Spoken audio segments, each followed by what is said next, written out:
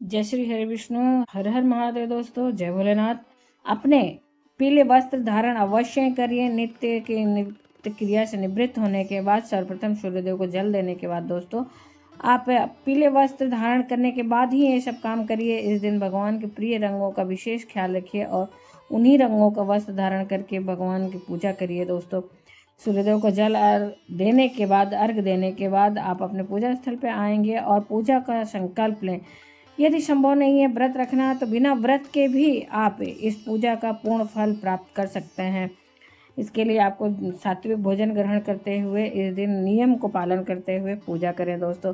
तो इसके लिए दोस्तों आज हम लोग जानेंगे पुत्रदा एकादशी व्रत से संबंधित कुछ खास उपायों के बारे में। और इस वीडियो में हम लोग जानेंगे बहुत ही महत्वपूर्ण उपायों के बारे में, जो कि एक से बढ़ के एक 11 उपाय हैं। अंत तक इसलिए आप अवश्य ही बने रहिए और सारे उपायों के बारे में जानिए दोस्तों। जैसी आपकी समस्या हो उस हिसाब से आप उपायों को जानकर अपने जीवन में उसका उपयोग करके उसका लाभ ले सकते हैं दोस्तों।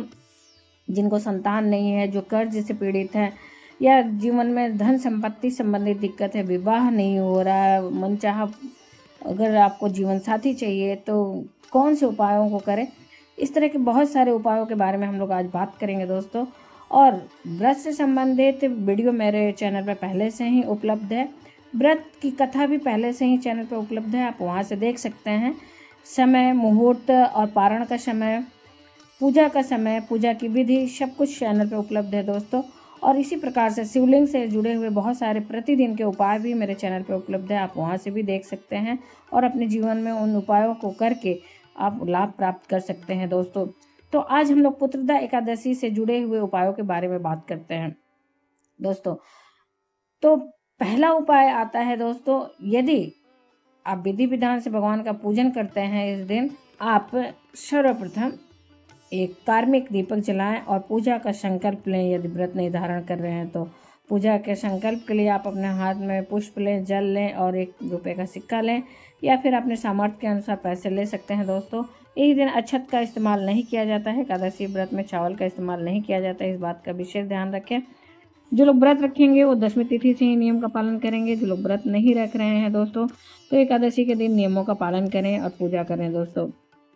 तो संकल्प पूजा का लेने के बाद अपने नाम, गोत्र, स्थान, तिथि आदि बोलते हुए प्रभु के चरणों में अपनी मनोकामना बोलते हुए उन सारी सामग्रियों को प्रभु के चरणों में अर्पित कर दे दोस्तों। फिर उसके बाद आप विधि विधान से पूजा करें और भगवान का इस दिन यदि आप पंचामृत अभिषेक करते हैं तो मन की सभी कामनाएं पूर्ण हो जाती हैं दोस्तों। ये तो पहला उपाय। आप प्रतिदिन जिस तरह से भी भगवान की पूजा करें, आपके घर में भगवान का किसी भी स्वरूप का मूर्ति हो, जैसे विष्णु जी की मूर्ति हो या राम जी की मूर्ति हो या लड्डू गोपाल की मूर्ति हो, जिस रूप में भी भगवान का विग्रह हो उस रूप का आप इस दिन जरूर से पंचामृत अभिषेक करें। यदि आप ऐसा करते हैं तो सभी कामनाएं आपकी पूर्ण हो जाती है। सुख, शांति, समृद्धि सभी की प्राप्ति होती है दोस्तों। संतान की प्राप्ति होती है। कोई भी भौतिक या आध्यात्मिक कामना हो, जो भी इच्छा हो, वो समस्त इच्छा श्री हरि विष्णु जी आज के दिन इस तरह से अभिषेक करने से पूर्ण करते हैं। फिर उसके बाद शुद्ध जल से अभिषेक करें दोस्तों। फिर उसके बाद भगवान के प्रिय रंग के वस्त्र को धारण कराएं और विधि विधान से पूजा करें। अब चलते हैं हम लोग दोस्तों दूसरे उपाय की तरफ। आज के दिन दक्षिणावर्ती शंख में केसर मिश्रित दूध से भगवान का अभिषेक करने से आपको अपार धन संपदा की प्राप्ति होती है दोस्तों। सुख समृद्धि की प्राप्ति होती है। तो इस दिन आप, यदि आपके जीवन में संघर्ष चल रहा हो, धन की दिक्कत चल रही हो, तो आप केसर मिश्रित दूध से दक्षिणावर्ती शंख में भरकर भगवान का अभिषेक करें दोस्तों।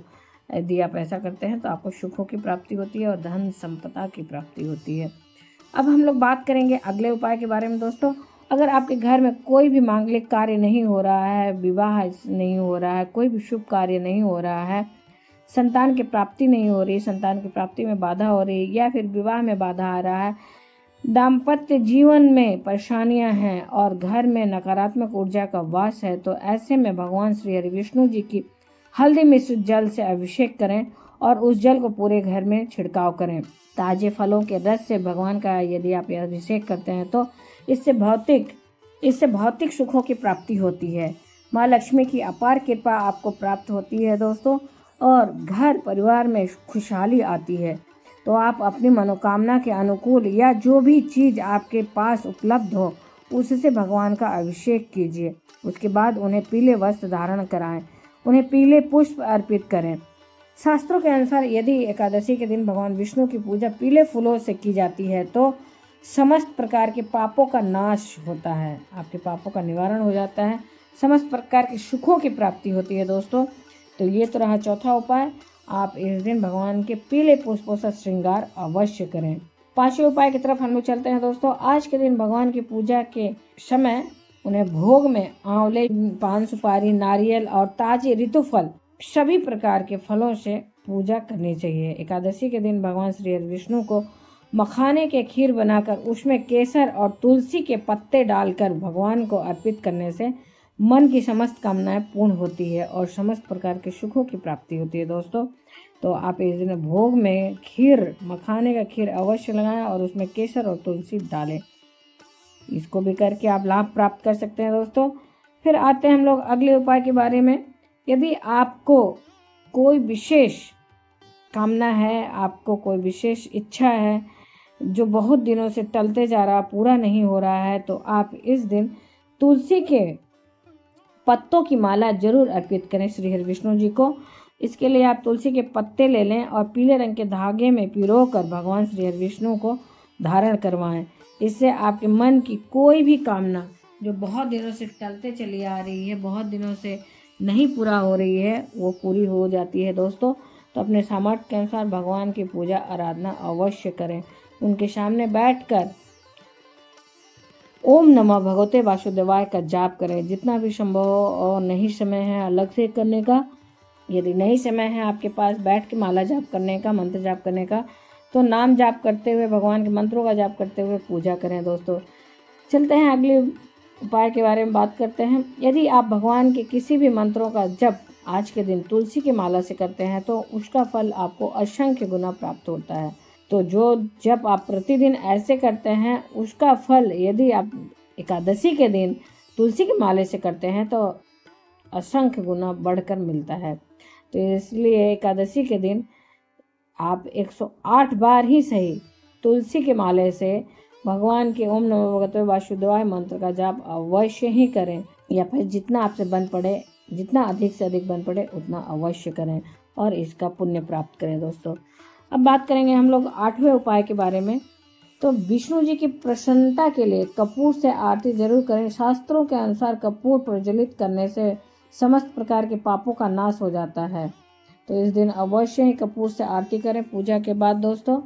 अब आती है बारी 9वें उपाय के बारे में। एकादशी व्रत के दिन हमारे घर के आसपास जो भी देव वृक्ष हों उनकी पूजा जरूर करनी चाहिए। आपके घर के पास में चाहे आंवले के वृक्ष हों, चाहे पीपल के वृक्ष हों, या बरगद की वृक्ष हो, या फिर केले का ही पौधा क्यों न हो, इसमें से जो भी वृक्ष आपके घर के आसपास हो उसमें थोड़ा सा कच्चा दूध आज के दिन अर्पित करें, फिर जल अर्पित करें, हल्दी मिश्रित जल अर्पित करें, फिर धूप दीप आदि से उस वृक्ष की पूजन करें। शास्त्रों के अनुसार आज के दिन देव वृक्षों की पूजा करने से समस्त प्रकार की कामनाएं पूर्ण होती हैं। मतलब सुख, समृद्धि, संतान, सौभाग्य और आपके मन की कोई भी कामना हो तो आज के दिन देव वृक्ष की पूजा कीजिए, निश्चित ही आपकी कामना पूर्ण होगी। विशेषकर जिन दंपतियों को संतान की प्राप्ति नहीं हो रही, संतान प्राप्ति की कामना है, उन्हें तो देव वृक्षों की पूजा करते ही रहना चाहिए। अगर आपकी संतान प्राप्ति की कामना है तो लड्डू गोपाल की पूजा आज के दिन जरूर करें। बहुत ही श्रेष्ठ होता है इनकी पूजा करना आज के दिन। उनके सामने शुद्ध गाय के देशी घी का दीपक प्रज्वलित करके भगवान को मिश्री का भोग लगाएं, माखन मिश्री का भोग लगाएं और फलों का भोग लगाएं। कोई भी मिठाई आप उन्हें भोग में अवश्य ही लगाएं। इसके बाद विधि विधान से उनकी पूजा करें, उन्हें पीले पुष्प अर्पित करें और उनके सामने बैठकर संतान गोपाल मंत्र का जाप करें। संतान गोपाल मंत्र को जाप करने से उत्तम संतान की प्राप्ति होती है और ऐसे शास्त्रों में मान्यता है कि इससे उत्तम मंत्र कोई भी मंत्र नहीं है। यह मंत्र बहुत ही चमत्कारी है, इससे बहुत से लोगों को लाभ हुआ है दोस्तों। तो एक बार अवश्य ही करके देखें। तो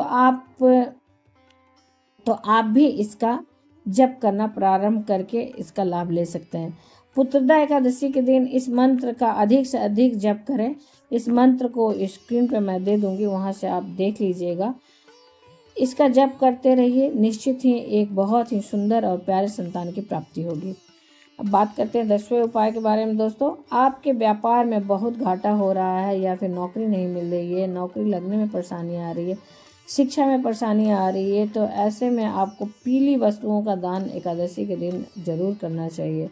जैसे कि 1.25 मीटर पीला कपड़ा ले लें और इसी कपड़े पे आप 1.25 किलो चने की दाल और 1.25 किलो गुड़ ले लें।